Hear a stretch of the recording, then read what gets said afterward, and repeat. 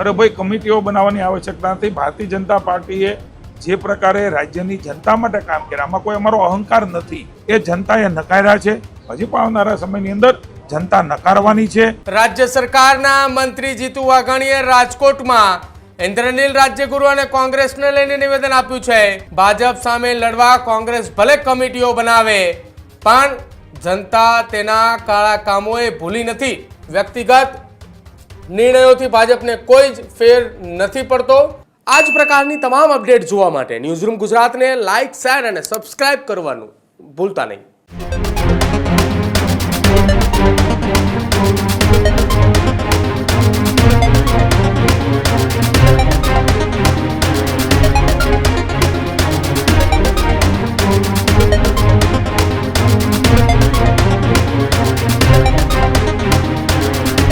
નમસ્કાર, આપ જોઈ રહ્યા છો ન્યૂઝરૂમ ને આપની સાથે હું છું પ્રદીપ. સમાચારોની શરૂઆત કરીએ ઇન્દ્રનીલ રાજ્યગુરુની રાજનીતિમાંથી સંન્યાસને મામલે જીતુ વાઘાણીનું મોટું નિવેદન સામે આવ્યું છે.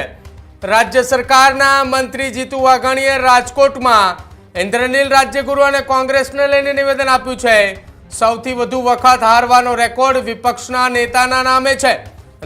નિવેદન જીતુ વાઘાણી આપતા કહ્યું, ભાજપ સામે લડવા કોંગ્રેસ ભલે કમિટીઓ બનાવે, પણ જનતા તેના કાળા કામોએ ભૂલી નથી. આ નિવેદન જીતુ વાઘાણીએ આપ્યું છે. સાથે જ કોર્પોરેશન, તાલુકા અને જિલ્લા પંચાયતની ચૂંટણીમાં પણ કોંગ્રેસની હાર થશે. કોંગ્રેસ પાસે હવે ના તો કાર્યકર્તાઓ છે, ના તો જનતાનો પ્રેમ છે. આ નિવેદન જીતુ વાઘાણીએ આપ્યું છે. વ્યક્તિગત નિર્ણયોથી ભાજપને કોઈ જ ફેર નથી પડતો. અમારું લક્ષ્યાંક લોકસેવા એ છે. આ વાત જીતુ વાઘાણીએ કરી છે. કોંગ્રેસ હવે માત્ર નેતાઓની બનેલી પાર્ટી રહી ગઈ છે. સાથે જીતુ વાઘાણીએ નિવેદન આપતા કહ્યું કે જનતામાં તેની વિશ્વસનીયતા પૂરી થઈ ચૂકી છે. ભાજપે રાજ્યની જનતા માટે કામ કર્યું છે. આ નિવેદન જીતુ વાઘાણીએ આપ્યું છે અને જીતુ વાઘાણીએ નિવેદન આપતા કહ્યું છે કે આગામી ચૂંટણીઓમાં પણ ભાજપ વિજય બનશે. ઇન્દ્રનીલ રાજ્યગુરુના રાજનીતિના સંન્યાસ મામલે રાજ્ય સરકારના મંત્રી જીતુ વાઘાણીનું આ સૌથી મોટું અને મહત્વપૂર્ણ નિવેદન સામે આવ્યું છે. આ એ નિવેદન છે અને નિવેદન આપતા એમ પણ કહ્યું છે કે સૌથી વધુ રાજનીતિની અંદર એ ચૂંટણીમાં હારવાનો રેકોર્ડ વિપક્ષી નેતાઓના નામે છે. જે નેતાઓ હારી ચૂકેલા છે, વારંવાર હાર્યા છે, એ કમિટીના ચેરમેન બની રહ્યા છે. આ પ્રકારની વાત પણ જીતુ વાઘાણીએ રાજકોટની અંદર કરી છે.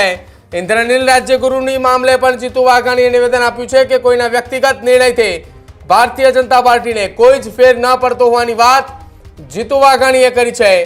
જીતુ વાઘાણીએ આ નિવેદન આપતાની સાથે જ કોંગ્રેસને આડે હાથ પણ લીધી હતી. શું કહ્યું રાજકોટમાં જીતુ વાઘાણીએ કોંગ્રેસ અને ઇન્દ્રનીલ રાજ્યગુરુને આડે હાથ લેતા? સાંભળો. કોંગ્રેસની વિકેટો તો એમના રાજકોટના નેતૃત્વની અંદર સતત પડતી આવી છે. સૌથી વધારે વાર હારવાનો રેકોર્ડ એ વિપક્ષના નેતાના નામે. હરેક વખતે મોદી સાહેબને હરાવવા, હરેક વખતે ભારતીય જનતા પાર્ટીને હરાવવા અલગ અલગ રાજ્યોમાં જઈ રહ્યા છે. એવી જ રીતે ચૂંટણીઓ આવી રહી છે ત્યારે એક બાજુ દયા પણ આવે ને એક બાજુ હસવાનું પણ આવે.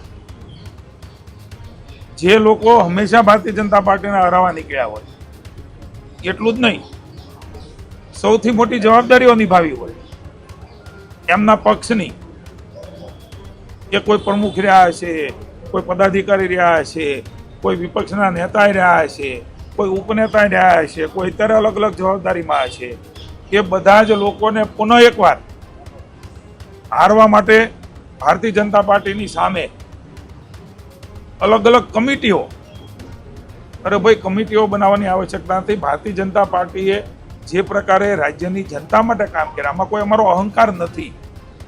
પણ કોંગ્રેસના કાળા કામો, એના કરતૂતો, એમના શાસનના કરતૂતો આજે પણ જનતા ભૂલી નથી. એના મન, એ લોકો, એ મત છે અને અમારા મન એ માણસ છે. અમે લોકોને માણસ તરીકે જોઈએ છીએ. ભગવાન રામ એમનામાં વસે છે, આપણા સૌમાં વસે છે, શાસકોના મનમાં વસે છે.